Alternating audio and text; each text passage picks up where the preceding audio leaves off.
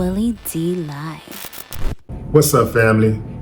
New police body cam footage shows the moment two officers arrived at a home during an active home invasion, and one was shot in the leg. He is expected to survive. In fact, he's been recovering for about a month now, because this happened on September 17th in Spring Branch. That's a suburb of Houston, about 15 minutes northwest of Houston. Backstory. This is how they caught him, fam. A neighbor witnessed the entire thing. I don't know if she was peeping out the window or the door or whatever, but the neighbor witnessed it and called 911. These dudes pop up at a man's house. His daughter is inside with her two small kids. They have DoorDash delivery bags. She peeped the scene and thinks that they're at the wrong address, so she decides to open the door and inform them. At that point, they brandish their guns, force her into the house, zip tie her, and force her to walk them around the house and show them where stuff is, right? After a concerned neighbor peeped the scene and the cops showed up, they confronted two suspects inside the home and also saw the woman bound with zip ties. Authorities said that while the officers were detaining 38-year-old Michael Perez, Raymond Perez appeared from a back room and came out blazing. He opened fire on the cops. HPD officer S. Durfee was shot in the leg but was still able to return fire. He survived the shooting and recently started walking as he recovered at home. 35-year-old Raymond Perez wasn't hit as he fled out of the back door, but he was found about a block away and taken into custody. But wait, there is more. 18-year-old Brian Garcia Chavez. He was the getaway driver. He fled the scene and was found several hours later and taken into custody by SWAT. Question: did they really think they was going to have a shootout with the police during a home invasion and get away with it? I'm totally convinced that some people are just tired of living. I'm totally convinced that some people just don't want to do this thing called life anymore. You know, where you have to get up and go out and get something, work for something, I'm totally convinced.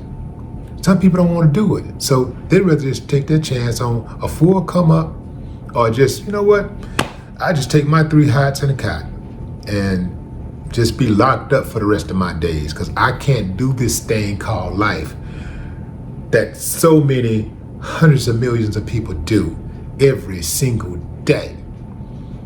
I'm talking about, you got some people who have retired. They're in their 60s, late 60s, 70s, 80s, and they're still working. They still getting up, hitting the pavement, going out there to get it. You got youngsters out here chasing their dreams. Some of them as young as 5 years old, out there on that track, inside that lab, on that computer, trying to get it. Then you got the Perezes and people like them. I'm assuming that they're related. Haven't been able to confirm that. In any event, you're 35 years old, still doing home invasions. But the fact that you're doing a home invasion at all lets me know that you're slow. Because, most home invasions involve not really knowing what's on the other side of that door. You don't know if somebody in there waiting is lying in wait on you. You really don't know. Taking a big gamble. And then you really don't know what you're really gonna do if somebody don't comply. See, some of y'all out there, y'all listen to me closely, you youngsters out there. And when I say youngsters, I guess I gotta go up to at least 35 38, 40. When you are out doing what you're doing, you know what you're going to do, but you do not know what the other person is going to do. You got the gun, you're going in and you got control, but what if they challenge your authority? You're going to kill this person and throw away your whole life over a few $100s, maybe a few $1,000s, whatever it is. You're just going to throw it away. If they don't comply, what are you going to do? And what are you going to do if they start busting back? Or they catch you off guard and you don't make it out that door? Or you make it out the door, but you make it out the door on your back with a sheet over your head. You going to be thinking about that? Those are the possibilities. See, anytime you think about reward, you got to think about risk. And when you think about risk, you got to think about what is the variations of risk that's involved. Like, what are the different ways that this thing can play out? And always think about the worst way that it can play out, because it could play out that way. And what if you decide, man, I don't care what I do, I don't care how I go down, I'm gonna go in here and help them get this money, I'm gonna drive, I ain't gonna kill nobody, or I'm gonna go in there with them, but I ain't killing nobody, I ain't even got no gun. And we're just going to get the money. We're just going to get the product. We're just going to get the merch. What if your partner, your fall guy, because that's what's going to happen. It's going to be your fall guy. What if this guy decides to be trigger happy? What if what if he's not trigger happy and he pulls his piece and starts shooting to defend himself from incoming fire?